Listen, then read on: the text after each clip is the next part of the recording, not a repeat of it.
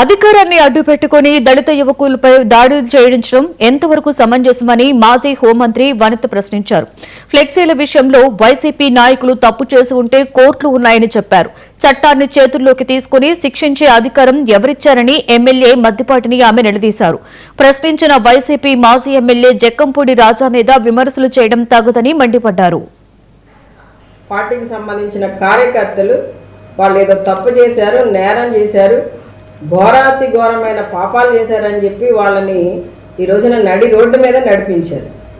నడి రోడ్డు మీద నడిపించడానికి ముందు వాళ్ళ 4 గంటలకి నడిపించే ముందు 2 గంటల నుండే వాళ్ళ సోషల్ మీడియాలో వాళ్ళ కార్యకర్తలు నాయకులు ఈ రోజున వీళ్ళకి ఎవరైతే పొట్టేలు తల నరికారో లేకపోతే ఈ వివాదాస్పదమైన వ్యాఖ్యలు ఫ్లెక్సీ మీద పెట్టారో వాళ్ళందరికీ కూడా 4 గంటలకి నల్లజర్ల సెంటర్లో ప్రదర్శన అని చెప్పేసి వాళ్ళ సోషల్ మీడియాలో పెట్టడం జరిగింది. అంటే ఇదంతా కూడా ప్రీ ప్లాన్డ్గానే మరి వెంకటరాజు గారి ఆధ్వర్యంలోనే ఆయన కనుసన్నలోనే ఈ పోలీసులు వ్యవహరించారన్నది అర్థమవుతుంది క్లియర్గా.